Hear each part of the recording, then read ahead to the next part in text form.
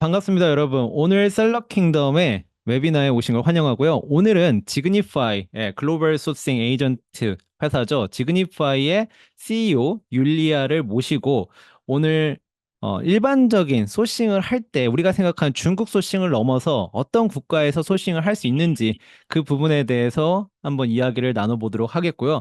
중간중간에 어떤 이미 받은 질문들에 대해서 어떤 소싱과 관련된 부분들 질문을 던져보고 또 답변을 받아보는 그런 시간을 갖도록 하겠습니다. 자, 그러면 시작하도록 하겠는데요. 일단 율리아를 먼저 모시고 시작을 하도록 하겠습니다. Hi, Yulia. How are you?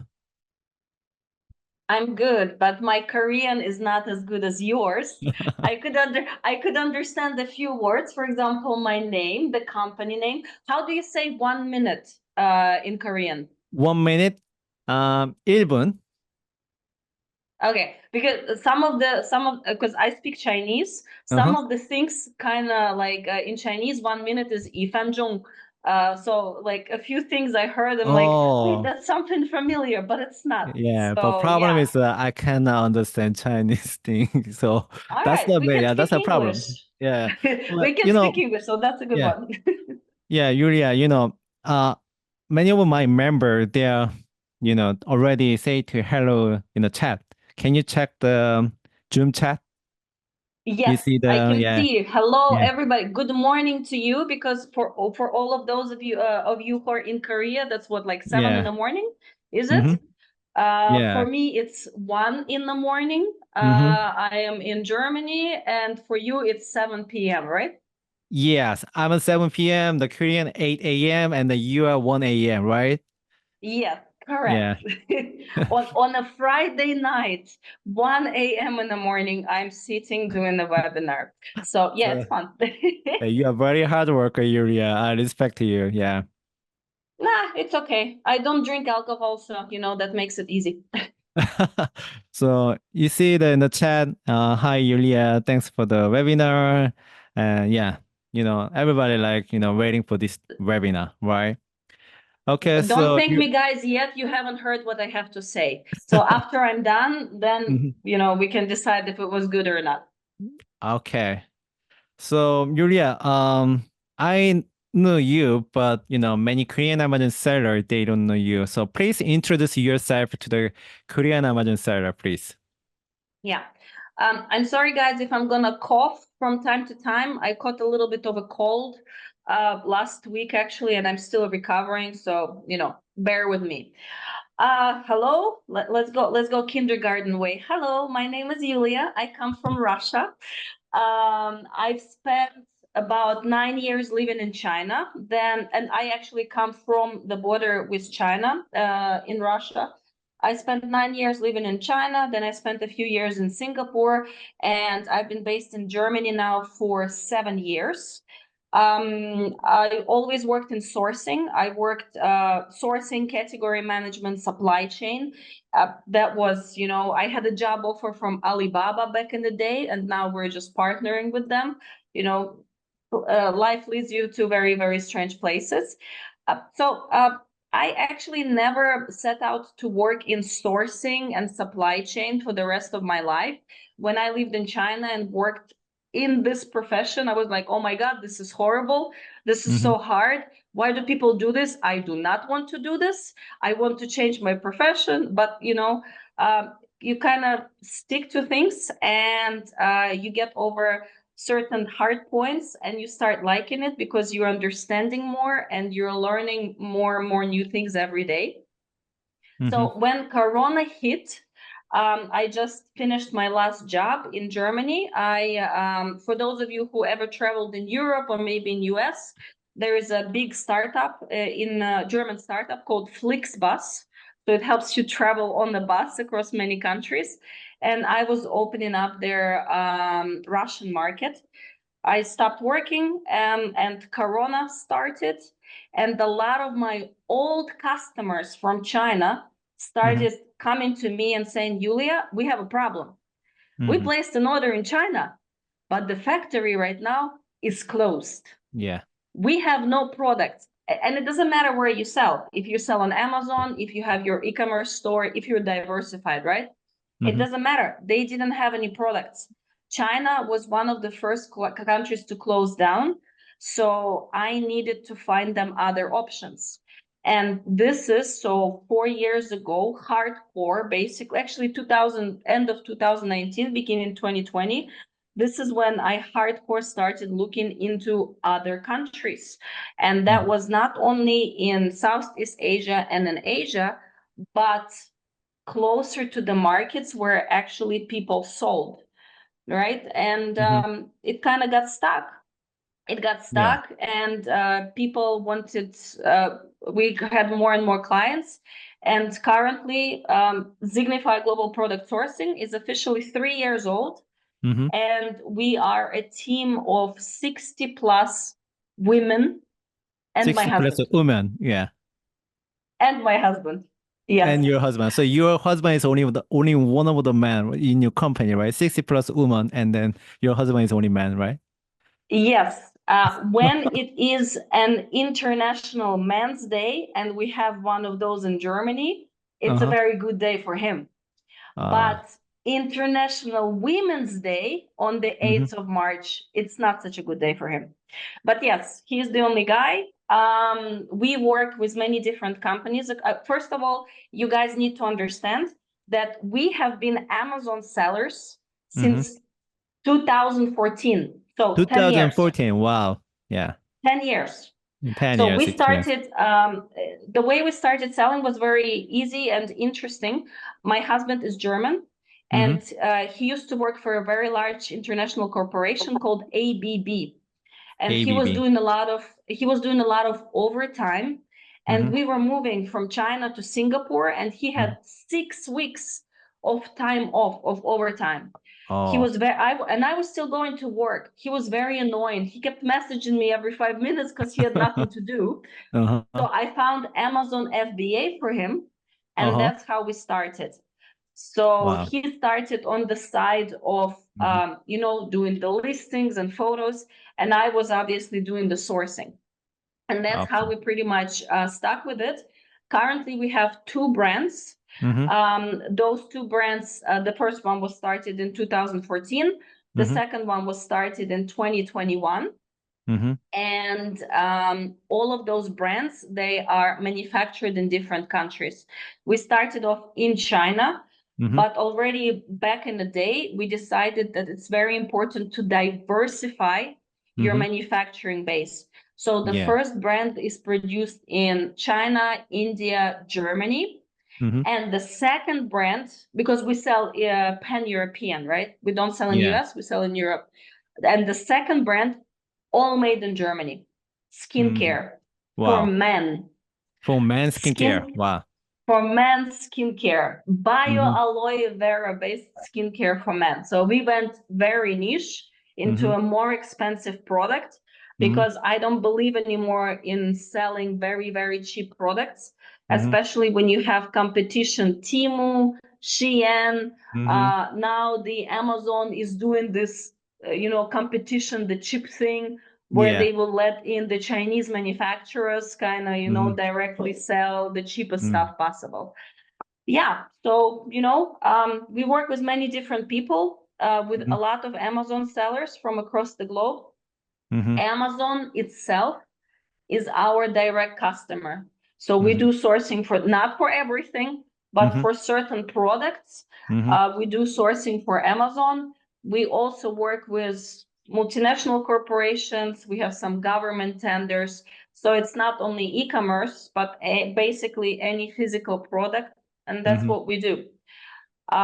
But we do have a lot of Amazon sellers, and it's Mm-hmm. really nice to see that because a lot of people have a main job, Mm-hmm. right? And then they Yeah. start something on the side Mm-hmm. and it grows and it helps you. Most of the guys that I see starting the business are like, well, I have a wife and I have a child. I want to Mm-hmm. provide better for my child. So it's really Yeah. nice to see that. Yeah. Yeah. Oh, yeah. Sounds like you have already so many experience uh already the 10 years, I think, the Amazon selling business and then also global sourcing, and then you and your husband have like a good company. You have only over like two brand. Yeah, so we can ask you not only like sourcing things, we can also ask you, Amazon selling, because you have over like almost like 10 years experience, right? So, You so keep saying that. That just makes me sound so old. You have so much experience. You're so old. That's okay. I'm fine with that. Experience, wisdom, but all good. yeah, but don't worry, you're looking like a newbie. Like don't worry, yeah. So if you guys are watching this, if you have any question, not only like a global sourcing, because Yulia have a good experience Amazon selling. So if you guys have any question about Amazon selling, so for example, like how do we make good sale or something like that. So if you guys have any question, please drop into chat your question. After presentation, I'm gonna ask Julia which I'm gonna pick some of question and then I ask her. So Julia, it's very interesting. I'm really exciting. I'm really looking forward to it. So if you are ready, let's get started. Yeah. Yeah. Of course. And guys, I attend many conferences Mm-hmm. across the globe, Yeah. all year round, right? Mm-hmm. So, for example, last year, sorry, for example, last year, between me and my husband, we attended 50 different conferences all across the globe, Wow. starting Mexico, US, all over Europe, all over Asia, Australia. Mm-hmm. So, and this year as well, I've been all over Asia, all over US and Europe. So if you have questions, so that means I hear the latest information, right? Mm-hmm. Yeah. So I spent sleepless nights on the plane and in the hotels and with the jet lag, but I have a lot of new information from a Mm-hmm. lot of different industry leaders from different countries. So if you have any questions, be happy to answer. So, Okay. Thank you. and whatever, if you like, I love to communicate, and if you have, some maybe not understanding something or have additional questions throughout, also perfectly fine by me. So, one of the things that I'm directly telling you, we're not going to be able to go through all of the slides. Mm-hmm. That is the reason for this is I am never able to do this because there is so much information to share. Mm-hmm. One of the times I did a few months ago, I did a 3-hour webinar 3 hours. 3 hours. And I still didn't manage to go through all of the information, but we will try to cover as much as possible. And then I'll send you in the presentation. So all of you guys, you can take a look and save the information for yourself. So most of the people, it doesn't matter where you guys live, but most of the people who are living in Asia, right? If we go to Korea, if we go to the Philippines, Indonesia, even if we go to Australia, which is not Asia, most of the Amazon sellers they sell on the US market. So the understanding of what is happening law-wise, regulation-wise, and in general politics-wise between US and other countries is extremely important to understand. In today's day and age, most of the Amazon sellers that I'm still communicating with, I'd say 90% are still having China as their main sourcing country. And this is extremely, well, to me, it's a little bit insane considering everything that's happening in the world, right? One of the biggest things is the trade war between China and the United States, right? It just keeps going, keeps going, keeps going. And here you see a slide and you see the information here is actually May 28th and May 22nd. And this information is from June. So these were the shipping prices for a container that went from China, right, from the city of Ningbo. This is the port of Beilun, one of the biggest ports in China. And it went to the port of Rotterdam, which is in Europe, right? And the cost of one container, 145 cube container, was 3,700 to over 4K. And below you can see there is a line from Ningbo to New York City. Back at the end of May, beginning of June, the price was 5,000 to 7,000, right?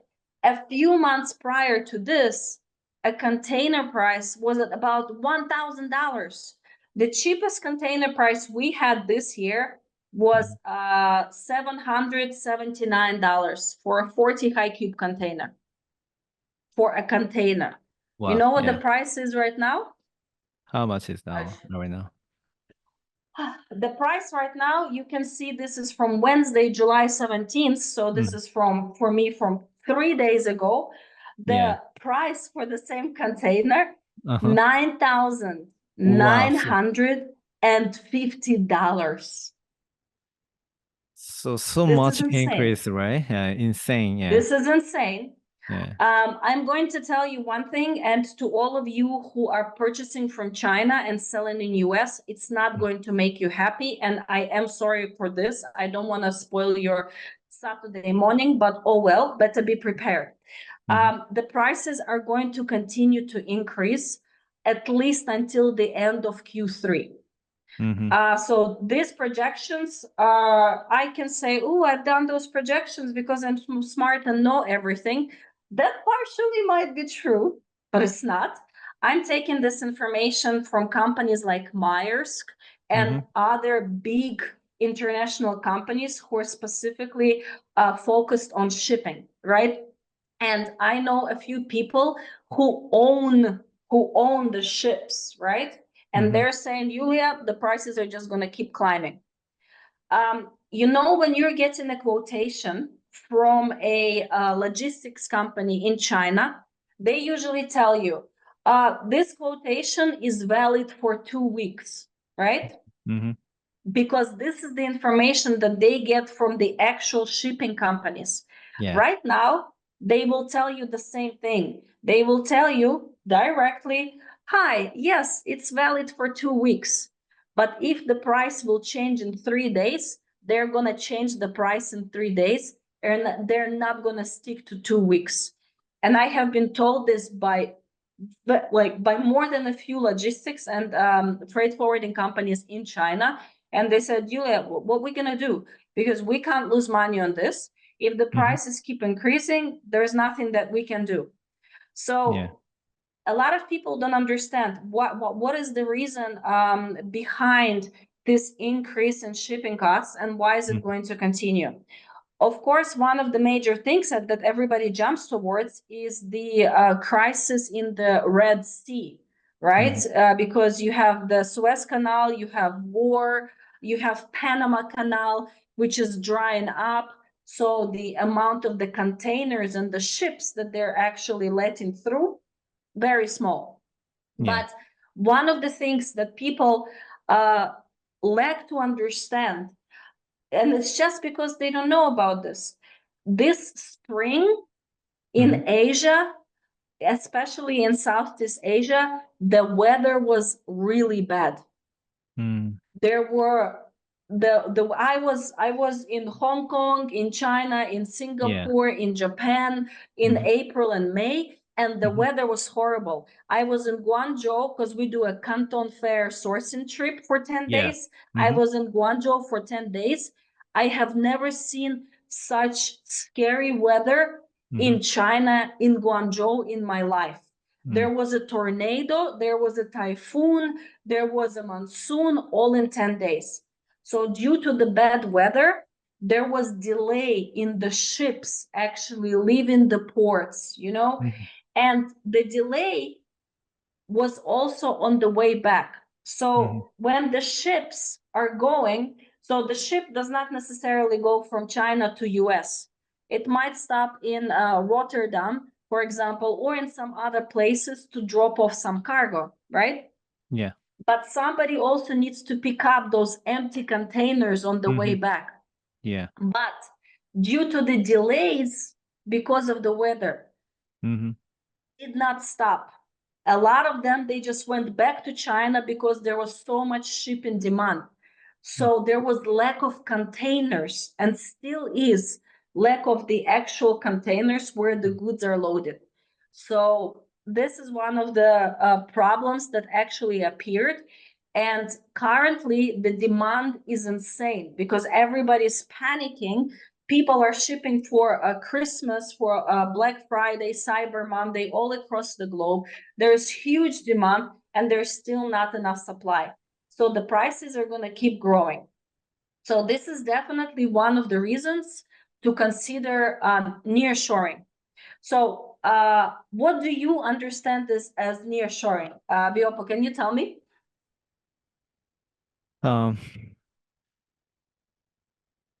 What is your question again? Yeah. What do you know what nearshoring is? Nearshoring is like if they're looking for like a one place sourcing, right? But if they're looking for like a nearby, maybe some manufacturer or like my area, and looking for like a nearby me, like a home and something like my country, or like if they're living in United States and then maybe United States, yeah. Exactly. How I usually say it, you try to find a manufacturer as close as possible to the point of sale. Mm-hmm. So if you're selling in the United States, what are the two closest countries? You got Mexico in the south, you got Canada in the north. Do they produce a lot? Yeah, they actually produce a lot. But will the price, the landed cost that comes in altogether from Mexico be equal or better or worse than what you had from China, right? So those are the things you need to consider when you're doing nearshoring. We'll get a little bit more into this. So again, diversifying supply chain in 2024, actually, you have to do this. If you have one manufacturer, if let's say you are here, you have headphones, right? You're producing the headphones, you're selling the headphones. I don't want you to have one manufacturer. I want you to have 3 manufacturers. Minimum 3 manufacturer. You recommend have them on stand. Yes. Yeah. I'm not saying produce with all of them at the same time, but I'm saying make sure to get the golden samples, right? So this perfect product that you want that will go in a mass production, and make sure in case the first factory closes down, burns down, etc., that you have a backup. The best reason for backup, and we actually see this a lot, is people start selling so much that their factory cannot handle the capacity. So they by then already have a second manufacturer and they just split production. I'm serious. I'm so happy that we see this all the time. So nearshoring is definitely something to consider in 2024. We'll get into more details.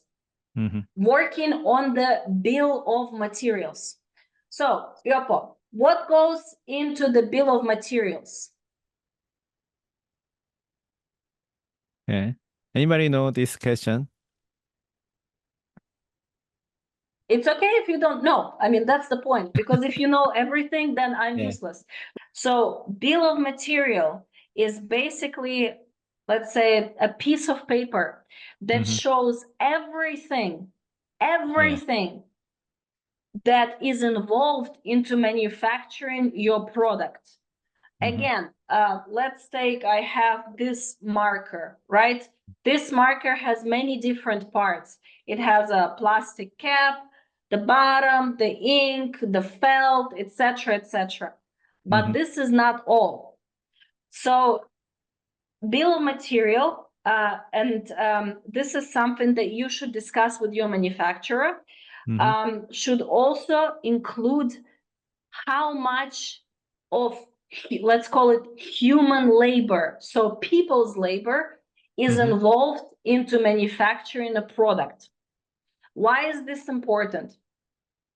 Because for most of the companies across the globe, the number one highest expenditure are employees, FTEs, full-time employees or part-time employees.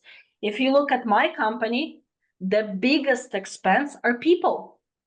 And the same goes for manufacturing. So one of the ways for you to identify if it's possible. Let's say you have a product, again, you have this marker. These markers are produced in China. Which other countries do you think can this marker be produced in? Any ideas? Maybe except China, Come right? on. Maybe Korea or Japan or Yes, those are good guesses, but this particular marker is made in Germany. made in Germany market. Okay. Yes, made in Germany. And the price of making this marker in Germany is the same as it is in China. Really? And I know this, yes. You know why? Why? Because this is machinery heavy manufacturing, meaning there are not many people involved in the production line. And the fewer people you have involved in the manufacturing of your product, the more you can stretch the economies of scale, meaning you can have your product cheaper and cheaper and cheaper. I mean, it will have to stop at some point, but yes, there are many products that can be produced, for example, in Europe that are produced in China. You know, if any of you do laundry and wash your own clothes, you have laundry sheets, right? So it's like sheets like this, you put them in a laundry. All the customers that we have that produce this product, we produce this product for them in Sweden right now, not in China. The price is exactly the same. They Wait a sell minute. in Europe. Wait a minute. Sorry to cut you. So this is a very good example, like a two case, right? So marker and then laundry sheet, right? Sourcing from Germany and then the laundry sheet sourcing from Sweden, right? So, but price is same price like China manufacturers and then Germany and then Sweden manufacture, right? But Yes. this is that's why this is a good example because most people like they usually thinking like a China manufacturer is always cheaper than other country, but you are saying that is not true. You need to research global market manufacturer, right? Yeah. A lot of the people, they have, you know how even right now, if you go to a supermarket, a lot of people, especially people who don't understand anything about supply chain or sourcing or purchasing a product, they go to the store and they see, oh, made in China. That's bad. That's crappy quality because it's made in China. That's not true. I have been to the factories of Chanel, Armani, Converse, Apple. All of this is produced in China.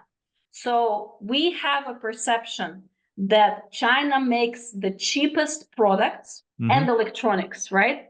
Yeah. But China has not been the cheapest manufacturing country already for quite a few years. We are transferring a lot of people to Indonesia. We're transferring a lot of people to Vietnam, right? And I remember one of your questions was about Indonesia. The labor costs in those countries are lower in comparison to China. China, the only way it's bringing its costs down is because they're investing in machinery, in using this machinery. But there is a tremendous amount of products that is produced outside of China. I mean, right here on the table, here, well, this is actually made in Korea. This really? is a Korean. Korean Yeah, this is skincare? yes, Korean skincare. I love it. Korean, Japanese skincare. That's what I buy. So here, Korea. Here, I have a notebook. India. Yeah. Also, these notebooks are produced in Turkey and in Malaysia. I have a picture frame here. This is made in Poland. I have a candle standing on my desk. This is done in Czech Republic. Wow. So if you look around, you can see so many products that are actually done outside of China. And in order for you to understand, let's say you do have a product that you're manufacturing in China. Let's take this notebook again, right? This notebook, this is called, it's Magic of Eye. This is an Australian brand, really, really cool guys.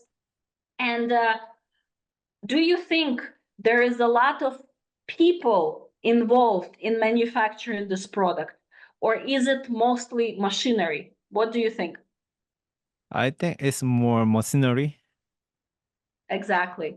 Yeah. So we managed, and so think in such a way, use your logic. We all have a brain, right? When Yeah. we cross the street, we look on both sides. Before we eat something or drink something, we smell it, right? We're trying to stay safe, Yeah. not to get poisoned or something. So think logically. Your product that you're currently producing in China, how much labor by people is actually involved in this? If your answer is, I think actually most of the time this is done, like the chance ability of getting this product in some other country for a very similar price. Okay. Electronics, unfortunately, right now is still not there because unfortunately 80 to 85% of all of the electronics is still produced in China. However, the manufacturing is also moving to Vietnam, to Malaysia. Of course, we got Korea. Of course, we got Japan, right? Yeah. But there are many, many different things to consider. Yeah. Sorry, go ahead. Yeah. So thank you for your explain. So we now all know we can maybe looking for another country manufacturer, right? For example, like a Germany, like Sweden. But only problem is how do we find out the manufacturer? Because in China they have a good website, Alibaba and 1688, 1688 yeah, global 1688, yeah. sources. A lot of, they are ready to, sell, right? But even like in South Korea and other country, they actually don't have like a good B2B website. So I think that is a most important thing, and then difficult thing find out another manufacturer. Yeah. Yeah. So guys, it's not easy to find a manufacturer. If it was, I wouldn't have a company. I wouldn't have a job. Sorry, but it's not impossible. So let me give you a few practical tips that you can actually do on your own. Yeah. So first things first, you need to understand in which country your product can potentially be produced. So let's continue torturing you, with our notebook. So I already told you where it is produced.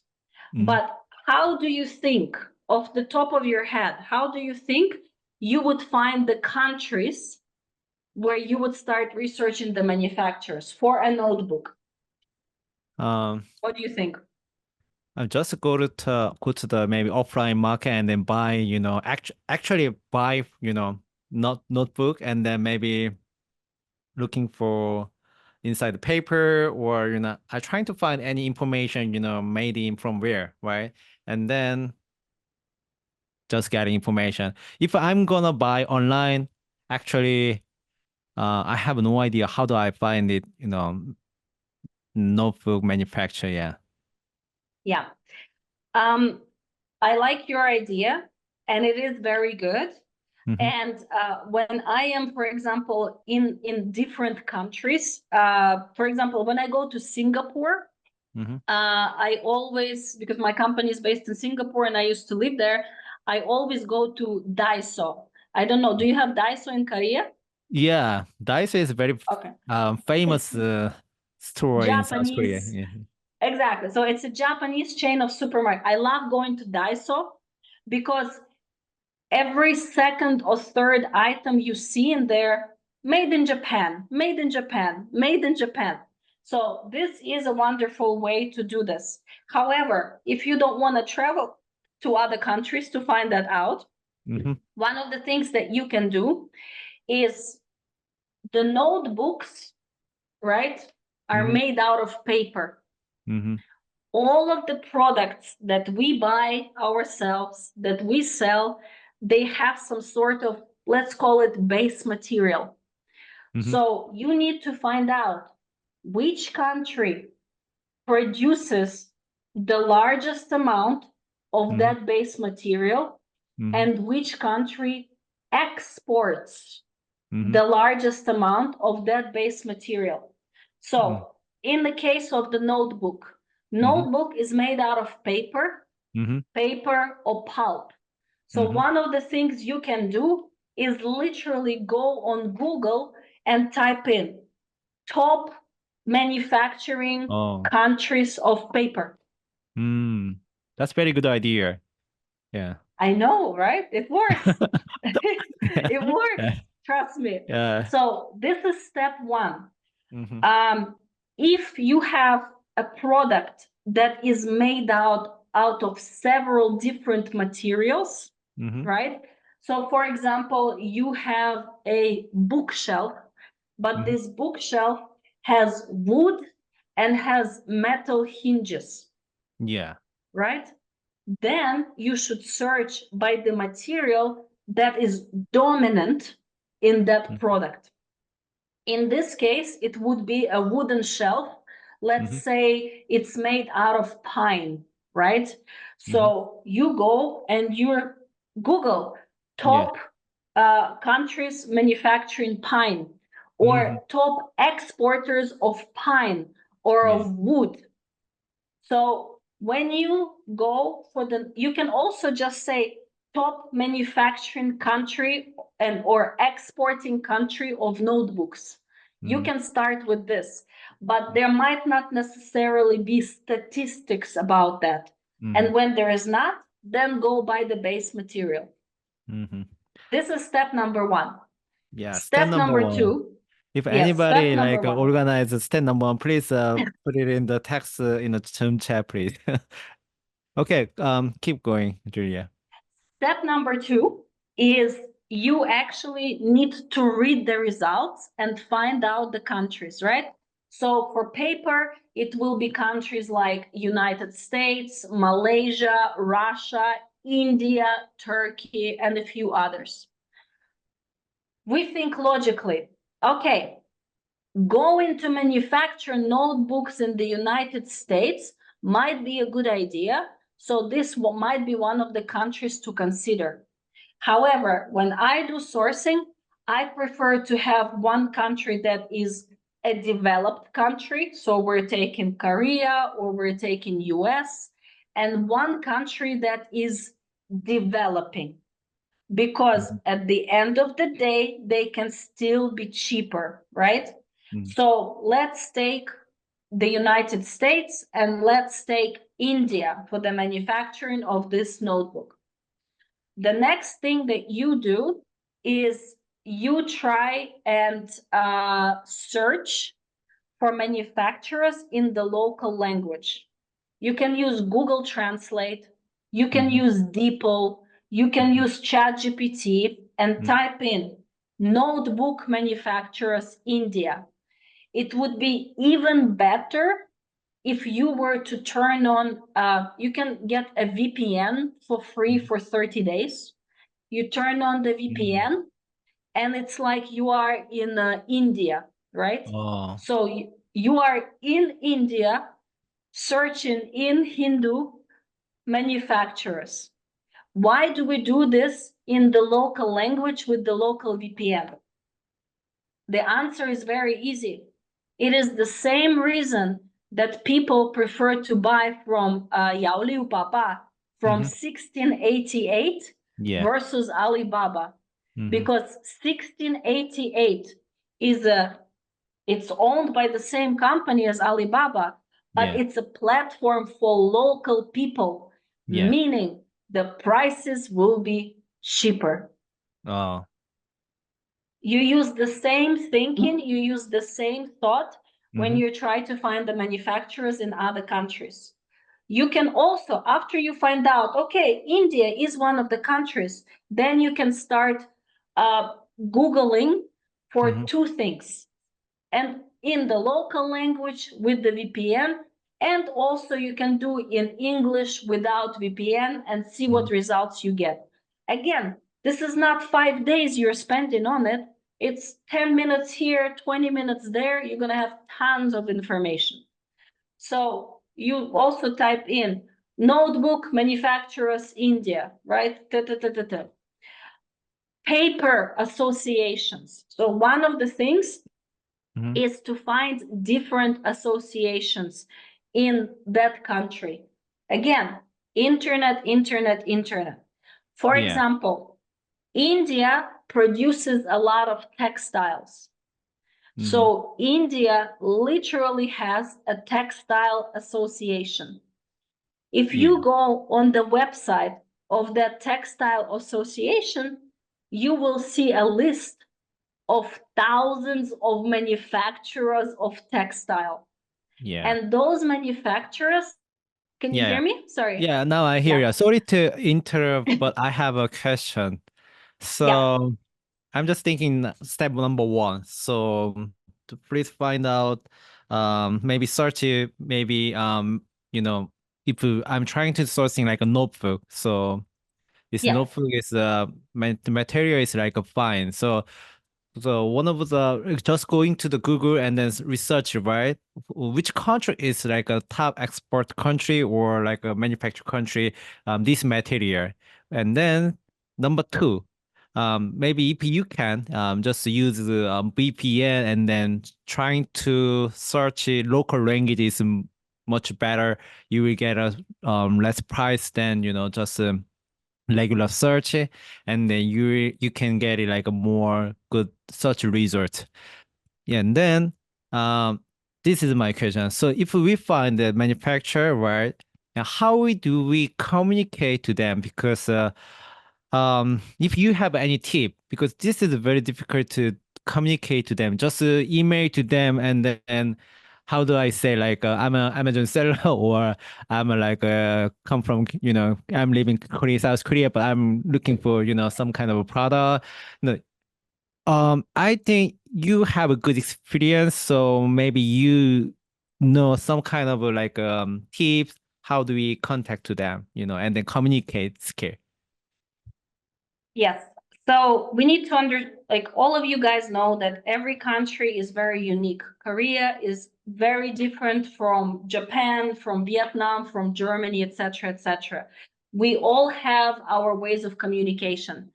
The best way to keep communication and to get in touch with a person from China would be WeChat. The best way to get in touch and to keep communication with a person from India would be WhatsApp.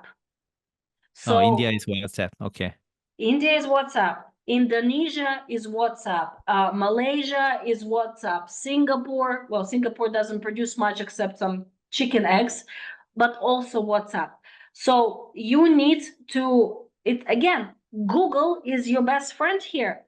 So like India, top means of communication.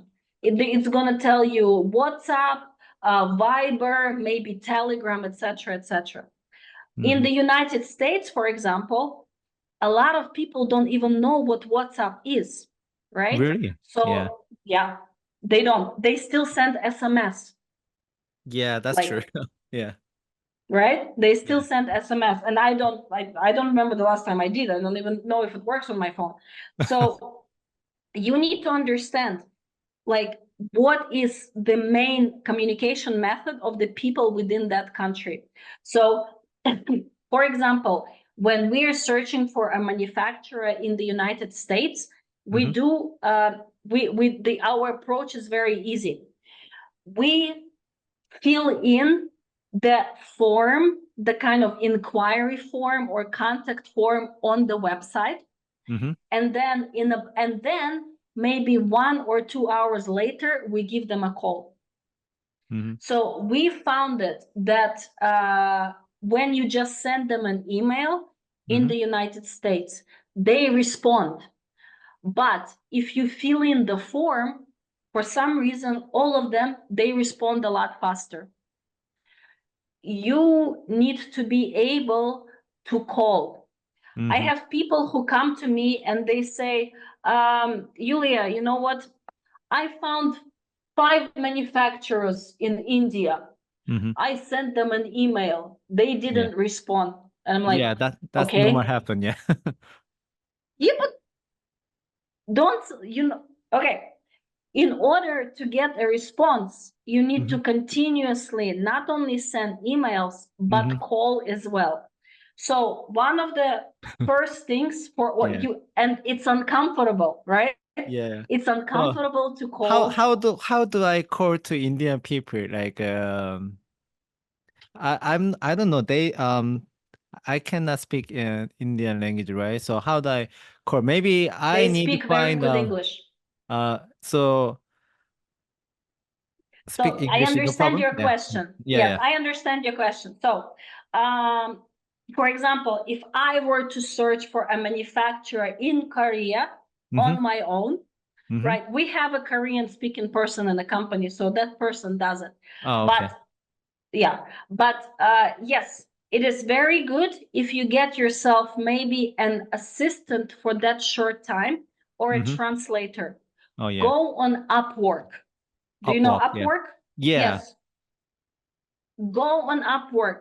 Hire someone for $50 to Mm-hmm. help you make a call to, and you can you make everybody is on the call and the Mm-hmm. conversation will flow. Not a problem.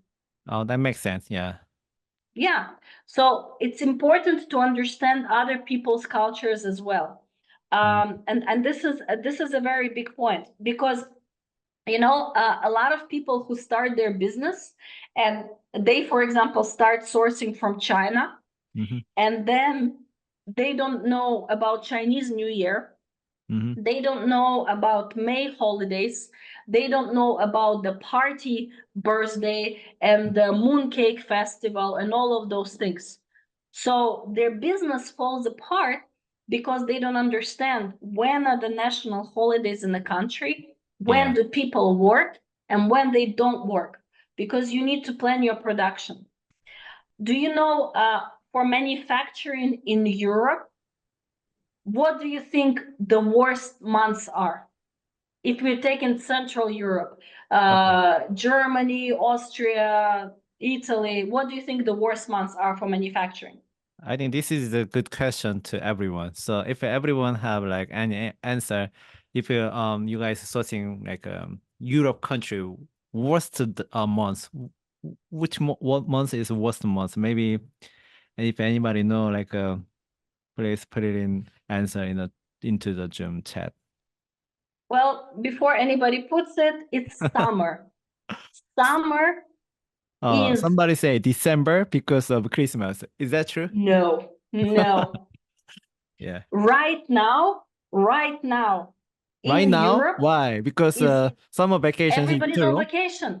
Yes. Ah. And look, so I have a doctor. We have what's called Hausarzt. So you don't go to a big hospital. Everybody has like a local doctor, Mm-hmm. right? And the doctor is going away on vacation for 1.5 months. 1.5 One and a months. half months. Wow. His whole practice will be closed. The nurses, everything. 1.5 months. So the worst months for manufacturing in Europe Mm-hmm. are July and August, because July and this August. is Mm. this is when everybody's traveling. So sorry, if you guys are in the process right now Mm-hmm. of contacting manufacturers in Europe and you are receiving barely any response, Mm-hmm. it's not your fault. Mm-hmm. Most likely the company is closed down and they're on vacation. Okay. So please give me some different answer maybe. So which month is the best month contact manufacturer from to Europe country? Which month is the best month? So you are good in spring, right?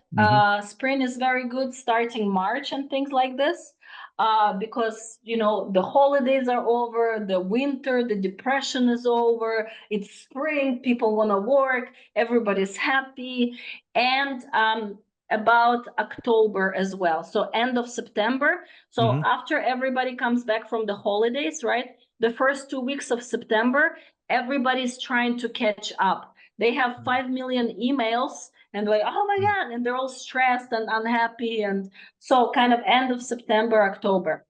But one of the things we need to understand, and this goes about manufacturers from many different countries, including South Korea. South Korea, Japan, developed countries in Europe, Germany, Austria, Italy, United Kingdom, UK, England, they are not hungry. When you're going to the Chinese manufacturers, and you said yourself, when you're going to the Chinese manufacturers, there's Alibaba, there's 1688, Global Sources, and a few other sites. And if you're sending a message to the Chinese manufacturer, you can get a response within 5 minutes. You can get a quotation within 15 minutes, right? So he does not care about your business. He is not hungry. So this is one of the things you need to understand when you are talking to the manufacturer, right? I have a slide open that talks about that you need to explain to the manufacturer your business. If we go to China, the Chinese, they know about Amazon because the top sellers on Amazon are the Chinese guys. But a lot of manufacturers in other countries, they have no idea that you can make money on Amazon. The same thing, I actually, here, these are samples, samples of some of our new products that we're testing. This is all from Germany, everything from Germany. All of these 3 factories, they're not big.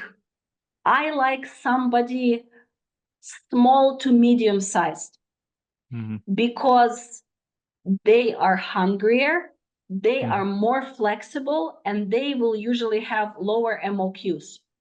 So when I went to those guys and they of course asked me, so Yulia, so what is your business? We're like, well, we sell on Amazon. They're like, what do you mean you sell on Amazon? We're like, well, we have our brand, we sell on Amazon, people take it and give us money.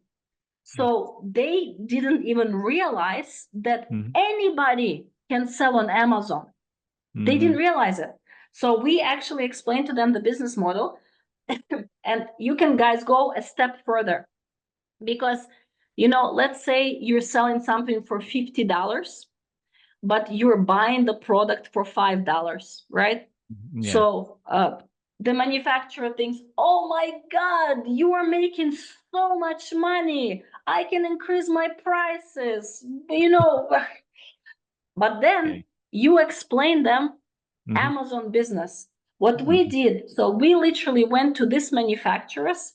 We sat down and we said, okay, guys, we will be selling for $50. We will be purchasing from you for $5. Here is how much we're going to pay for our Amazon fees. Here is how much we're going to pay for PPC. Here is how much we're going to pay for our listings. And here is what we're going to have left at the end. What are the margins right now from the Amazon sellers? What are the normal margins? Can you tell me? I think 20%. Yeah. So for 20%, like I remember the days when it used to be 30. Right now, most of the people, they have 15 to 20%. So when you actually explain this to the manufacturer becomes, and this is the negotiation tactics, guys. The manufacturer becomes softer towards you, more understanding, right? But manufacturer also needs to understand that they are not, let's call it a one-night stand for you. that you want to develop together, that you want to have a relationship, that you want to grow together. And this is an insanely good way of negotiating. When we go to our manufacturers, one thing we always say, guys, we might want a lower price and we're going to try to negotiate that with you. But at the end of the day, our goal is to make money. But our goal number 2 is for you to make money. We want you to make money. We want you as a manufacturer to grow and develop together with us. When you're giving such information to the manufacturer, their brain chemistry switches and they start behaving in a very different way. You need a partner, because without a good partner, you're not going to get far. I know brands like he used to be one of our customers. It's a German skincare brand. So they started with one product only. So they found a small manufacturer in Germany. They started with one product only, but together they grew to the point where the seller was making, just in Europe, 30 million euros in revenue. And the manufacturer had to build additional facilities to accommodate all of the products. And because of this, the manufacturer grew even more, because the word about them spread that they're doing a good job. And they diversified and they started having a lot more customers. Okay. Sorry to interrupt, but I have a question also. So Germany manufacture the skincare manufacturer, if we are talking about the example manufacturer. My question is, what number is like a MOQ, like of course, like all different, manufacturer, they have a different, MOQ, but I just want to know, like, compare Korean manufacturer or China manufacturer. Sometimes, skincare, they have like a bunch of like a MOQ, like a low minimum order quantity, like a 5,000, 10,000 like skincare product. So I just my question is, how about Germany? What do you think? What do you think the number is? So Okay, that's here, I have a new product, right? I have a new product. I'm going to place an order. Like, these are creams. These are testers, but these are creams. What do you think the MOQ is? Okay, let me ask them. So if you guys watching this, guess what? How many piece, like a minimum order quantity? Guess how many quantity is the minimum order quantity in Germany manufacture skincare? Maybe guess maybe 100. Please, yeah. I like see 100. 100, 3,000, 3,000, 1,000, 1,500, 10,000, 10,000. Oh, James, come on. 5,000. Yeah. I'm going to be ordering for the first order 500 pieces. Skincare product 500 piece. You can label. You can put in your own label, and or private label product. You can order only 500 piece skincare product. That's what you say. That's what I'm doing. And we're making a little bit of the changes in the recipe. So we're not completely. So the problem when people order the skincare, right? There are two ways to go about it. Number one is you do private label. So whatever recipes the factory has, you can use those recipes, right? So they create, but you don't know 100% what are the percentages. But you don't know, who cares? People buy as long as it's good. I think it's okay. The second way is you creating your own recipe. You can create it on your own, or you can create it with the manufacturer, right? And this is your own recipe. For those, the MOQs, depending on the INCIs, on the ingredients, are usually a little bit higher. But again, what we're doing, we're taking the base product from the factory, the recipe that they already have, and we're telling them, we would like to add these 2 ingredients, and we would like to take out these 2 ingredients. How much is it going to cost? What are the MOQs? Do we need to do any additional stabilization tests, etc., etc., etc.? That's it. And skincare, you know, a lot of it is actually manufactured in US. US has an insane number of private label companies who can even do 100 pieces. Wow. They can. Sounds very interesting. Yeah, I appreciate that information about the German manufacturers. Yulia, I remember you mentioned Daiso, right? And then talk Yeah. about sourcing from Japan. So Yeah. could you continue with that, you know, sourcing Japan, that presentation? Let continue. me show you a few things. So here is Daiso, right? This is me actually in Japan. This was in Kyoto this year in Daiso. So you can see these are all of the products. This is all made in Japan. This is paper, this is glass, this is wood, this is plastic, this is coffee filters, this is different types of chemicals, tons and tons of things. You look at those things and the first thought to you goes, this most likely is produced in China. But no, you look at the packaging, it's all made in Japan, which is really, really cool. So I want to give you guys Japan as one of the examples of the countries. This is not the cheapest country to source from. Yeah. It's not. But the reason why I want to give you this country is because people don't even think about it. We think right now Indonesia, and 100% I support, like, we transfer a lot of people out of China to Indonesia because there's so many things that you can actually produce there, especially when it comes to textiles and shoes. If you look, if you have a child, if you have a kid, a girl, and you're buying her a Barbie, take a look where the Barbie is manufactured. A lot of them are actually manufactured in Indonesia. But Japan is such a dark horse because a lot of people think about Japan and they think, you know what, maybe a few agricultural products, rice, right? And purple potatoes.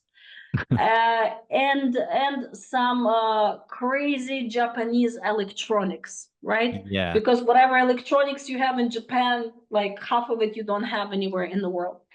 But Japan actually has quite a wide array of different types of products.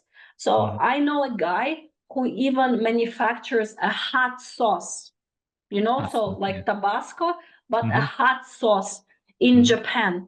And this sauce, it's so special. It starts with taking the local red peppers, putting them out on the snow for like 3 days, then taking them off, and it's insane, right? And all of those things can be used as USPs, right? Unique selling points in your marketing. So I like Japan as one of the countries for manufacturing the products that will be sold not at a cheap price point. In general, as an Amazon seller myself, and as a person who knows sellers who sell for 200 million per year, and like big sellers and big experts in the industry, I suggest to go towards the products that are a little bit more expensive. Stop going for the cheapest crap. Stop going for the cheapest things. Stop. People are getting away from this huge consumption. Like, you know, they consume, but they want to consume better quality.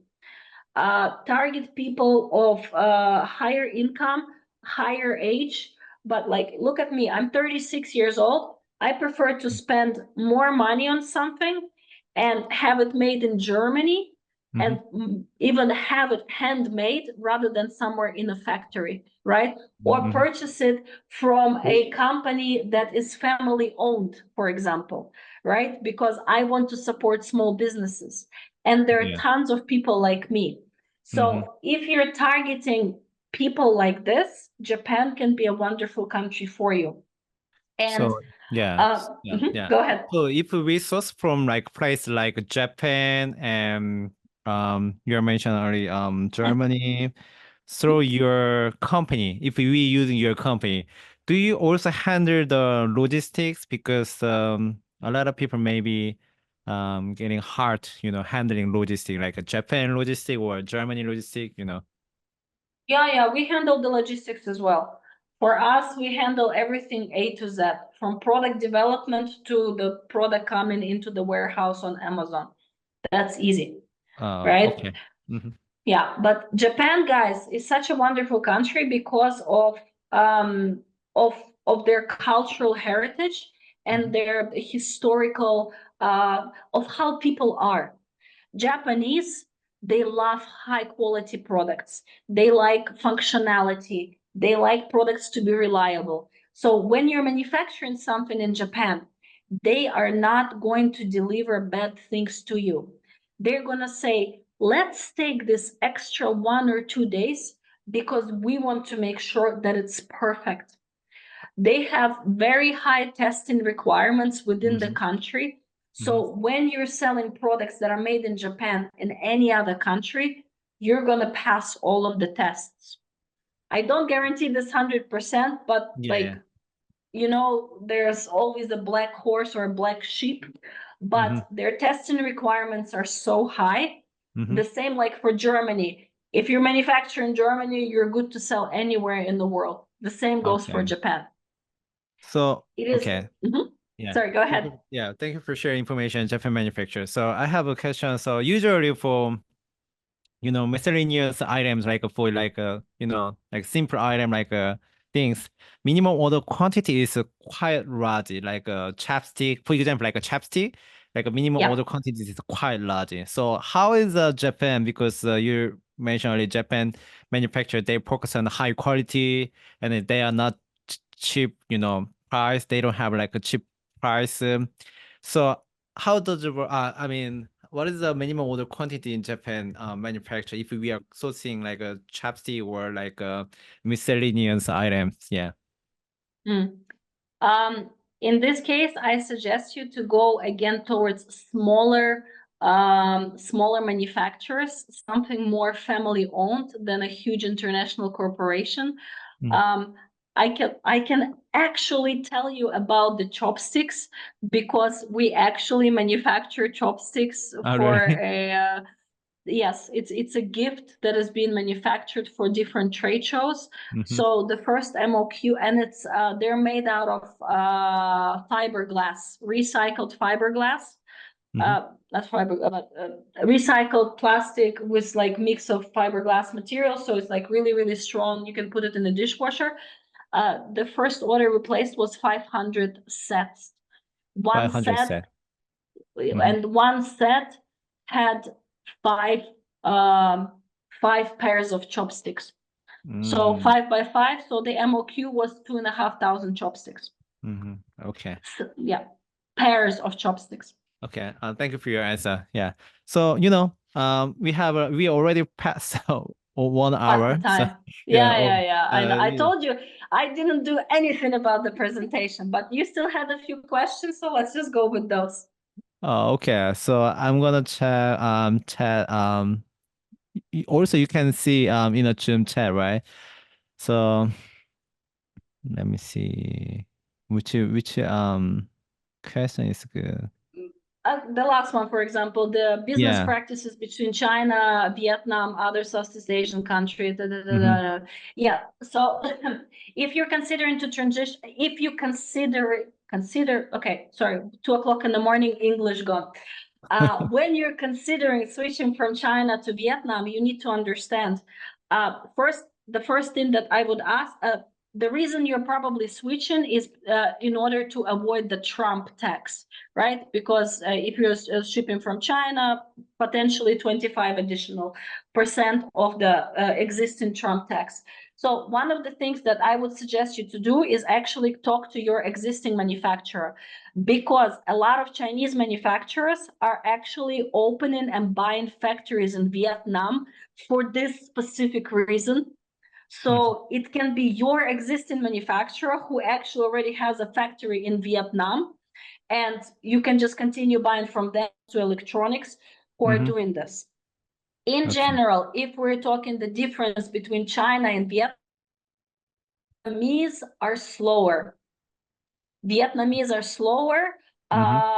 You need when you're dealing with any manufacturer, you need to be a helicopter parent. So do not ask yes or no questions, right? So if I'm asking you, the answer I'm looking for is for the manufacturer to give me a full sentence. And this is what I will ask. Can you please tell me what color is this? And then they will say, this color is red. So yes, I'm here. Sorry, my internet. German internet is one of the worst internet in the world. Oh, really? So, you need to understand, for Vietnam, you have a lot of Chinese descendants, right? They celebrate Chinese New Year. They have a lot of Chinese communities living there. So the general business practices are very similar to China in Vietnam, but the Vietnamese are slower. They're slower to respond. They're slower to give you quotation. They're not as experienced. They're not as efficient. And sometimes they don't know the right questions to ask.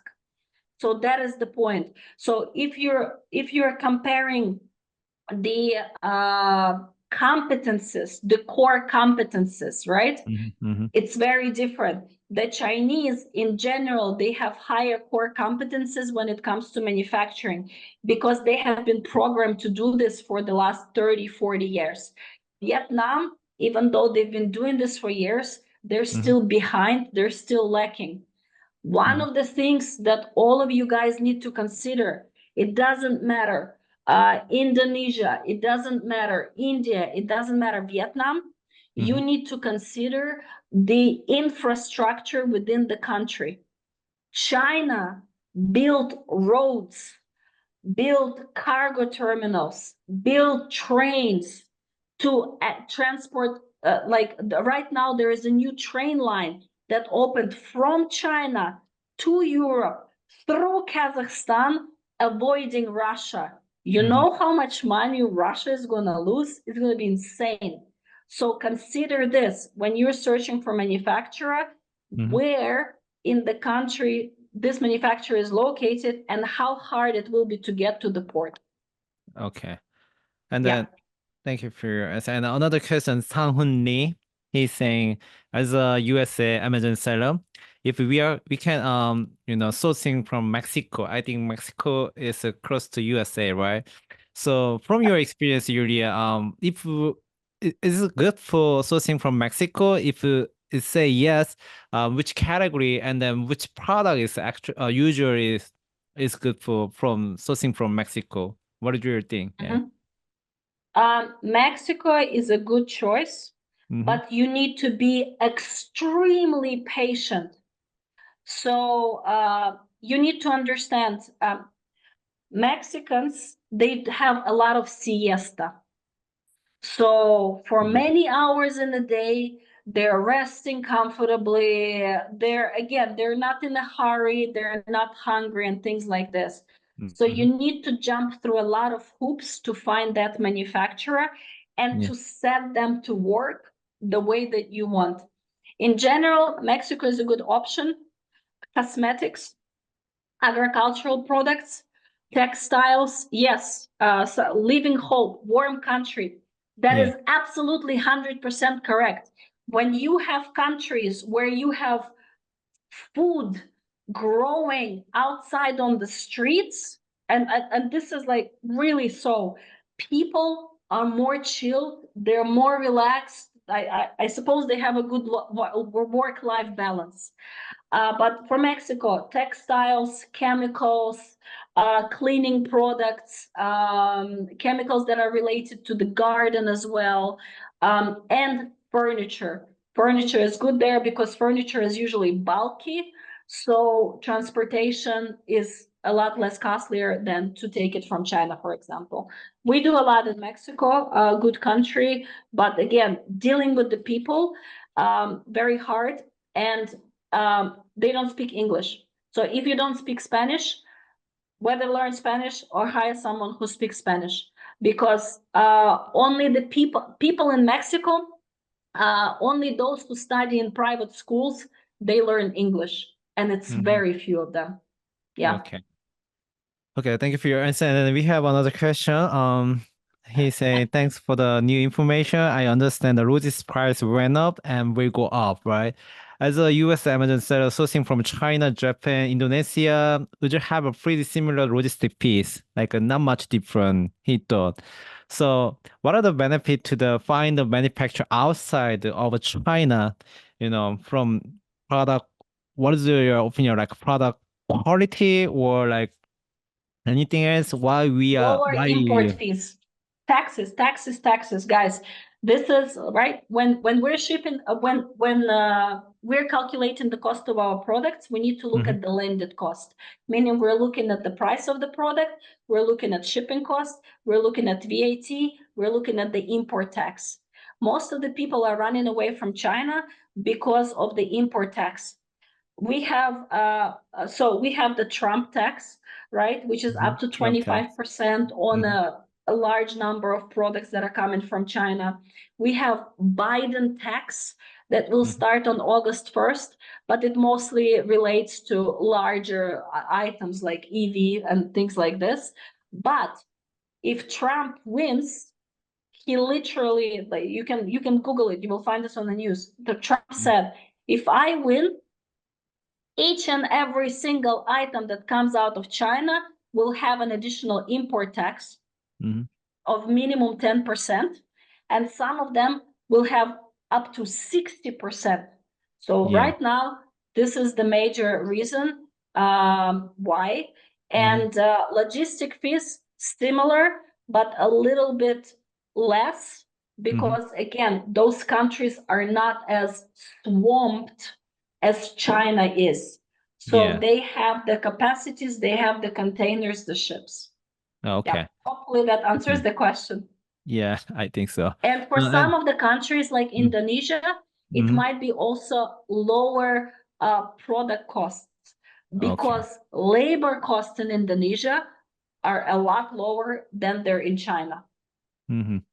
Okay. And then next question, I just put it in the chat. This question from our one of our member. So we are now, if we can talk about the Indian market. So I heard about the Indian market so much, they have like a potential, right? Because so many people living in India, and then. So what is your thing from your experience or India market? What is the difficult thing from sourcing from India? How do we handle like a logistic or, please share India your has a lot of experience. scammers. If you guys are sourcing from India, you need to be very, very careful. India has a lot of scammers. They can send you a sample, then you place an order for mass production, and they're gone. Those guys, they're really, really good at scamming people, at conning them. But in general, I love India, and you can produce so much in there. Jewelry, household items, decorative items, textiles, anything made out of paper. The second largest publisher in the world produces most of their goods. It's an American publisher. They produce most of their paper products in India. You have textiles, you have perfumes, you have cosmetics, you have teas. India, it's big. It's numerous products, and they overtook China in terms of the population growth. And India is investing a lot into developing factories. So you guys can go and Google, but they have opened a lot of government grants to support the factories, specifically those who want to work for export, right? For those who want to sell to you. I love India. We do a lot of jewelry. We do a lot of home decoration, kitchen. Like we have a customer, they're a German customer. They also sell on Amazon, but they actually have been on the market for 65 years. 65 years they've been selling, and they're selling all of those like fancy silver cups or champagne holders or like really fancy house kind of things, all made in India. Leather products, leather shoes, materials for adjusting musical instruments. Yeah, it's a long list. Yeah. Hopefully this helpful somehow. Yeah, I like your answer. Your answer is always like an honest answer. Yeah, right? Yeah. There is always good things and bad things about going to any country. You need Yeah. to know not only like, because I hear, oh, go to India, it's wonderful, it's perfect. I'm sorry, but we got screwed and cheated out of money the first time we went to India, and that is the case. Is Yeah. this going to happen to you in Germany? Extremely unlikely, but it is likely to happen to you in India. Yeah. And United States, is it likely to happen in the United States? Very unlikely. Yeah. But you know, this is why when you start talking to the factories, you gotta tell them, guys, send me your company registration and whatever certification you have. When you have those registrations, company documents, you literally, again, Google is your best friend. You go on Google and you say, like, because they have the like EAN number or something like this. Yeah. Check the validity of this number. You go online, you see if the company is valid, if it's true, or if it's a fake document that was created 10 minutes ago. Okay. Thank you for your answer. And then one of our members here also asked you, thank you for your passionate speech. Now, what do you You're think? welcome. So, yeah, what do you think? So, saying in USA, he think even though the product price increase, but he think he can keep high quality and decrease the shipping price and tax because he living in the Absolutely. United States. Yeah. Absolutely, 100%. Young, 100%. And this is the point of nearshoring, right? Yeah. Because your product, the manufacturing price might be higher, but your shipping, your import tax, and the rest of it will balance it out. So, and imagine made in the USA, you can slap it on your packaging.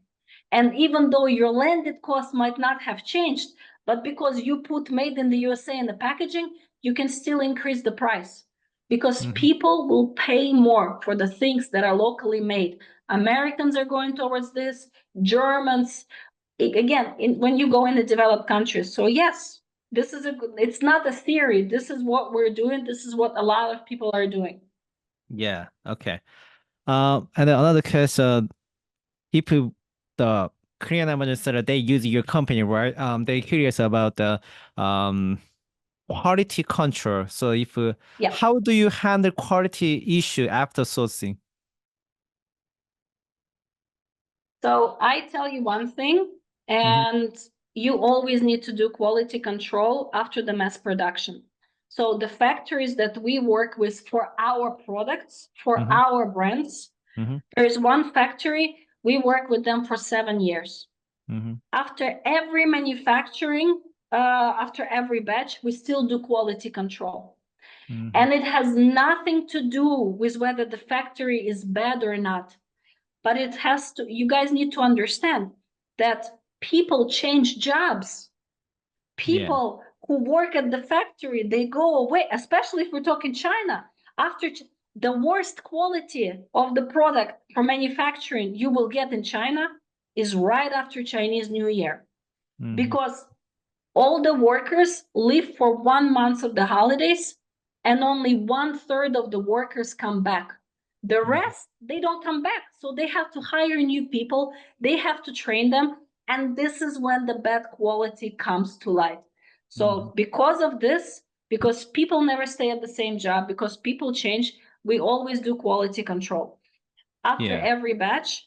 And you need to make sure that in your invoice, in your performer invoice, in your contract, you have terms and conditions that say blah, blah, blah. If we Mm. check and the quality is okay, but then we start selling and we find the quality is bad, then the factory has to do this and that about that. So you need to secure yourself. And guys, one thing, again, this is specific for China, but for Mhm. other countries, it's also suitable. In China, if somebody, if you're signing a document with the Chinese factory, make sure they stamp it with the red stamp, Red stamp. not with the blue stamp, Mhm. not with the blue stamp, because blue stamp is not gonna. If it's court, if it's escrow, if it's not gonna help you. Red stamp is the one like, yeah, we signed this. This is good. Okay. So yeah, Yeah, please remember, if you guys is sourcing in China, China. maybe make sure, red stamp, not blue stamp. Yeah. Yes. Okay. If you don't mind asking you, what percentage margin do your sourcing agency typically take from the cost paid to the manufacturer? How much we take percentage? We Yeah, don't yeah. take percentage. We don't take percentage. We work on an hourly base only. Hourly base For only. us, it's again, we are sellers ourselves. Mm-hmm. We understand that there is very little control of what the heck is going on Amazon. They decide to change fees and this, they close your listing. Our listing went completely, it's insane. So we only work on an hourly base because we give full control of the manufacturers to our customers. That's it. Yeah. Some people work on commission. Everybody's different. I'd Yeah. rather make a little bit less money, Mm-hmm. but I I believe in helping people out. Mm-hmm. So, I don't need a boat. I ride motorcycles. Motorcycles are cheaper than boats, a few €1,000 and I'm good. Yeah. Okay. So young, this is related to young question. So does the sourcing agency, your company, provide the USA sourcing service? Is that right? You guys, Global product sourcing. yeah. Guys, so yeah, US as well. Guys, when you are doing sourcing on your own and you are trying to find a better country, maybe a different country from where you're manufacturing right now, you need, and this is what we do, you need to look at the full picture. You need to, first of all, let's say you're selling in US, right? So China might not be the best country for you because of all of the Trump taxes, because of how far to ship, etc., etc. So when Mhm. we're sourcing, we look at what is your product and in which country you're selling this.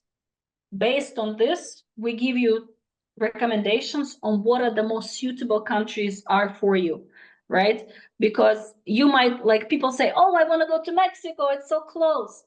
Just because you want something doesn't mean it's going to happen, right? I want to be 10 centimeters taller. Not going to happen. It's just right. And a lot of people want to go to Mexico, but Mexico does not produce everything, right? So again, electronics Mhm. or more complicated products, especially if you have a product that includes several different materials. For Mhm. Mexico, it's like, oh my God, it's like, oh my God, how do I put wood and metal together? Yeah. Nail, no. So yeah. Yeah, okay. Um, Thank you for your answer, Yulia. I think you needed to sleep because it looks like, what time is it now in Germany? 2:34. 2:34. Yeah. Yeah. Yeah, we But little now bit I'm over. hungry, so now I'm hungry. Yeah. Oh, okay. So I think we need to finish it now, and then if they want to or more, maybe they want to more session, more live webinar, we can have another session. And um, Easy, yeah, yeah, easy. yeah. So And let me, you can send a presentation because we literally went through 0 slides for yeah, yeah. I'm gonna share your presentation to my audience. So okay, Julia, see you next time. I'll email to you later. Okay. Thank you guys. Thank you and have a great day and Thank evening you. and talk to you later. Yeah. Bye. And yes, 청취해 night 주셔서 snacks are the 감사합니다. best. 예. Bye. 여기서 끝낼게요. 반갑습니다. 네.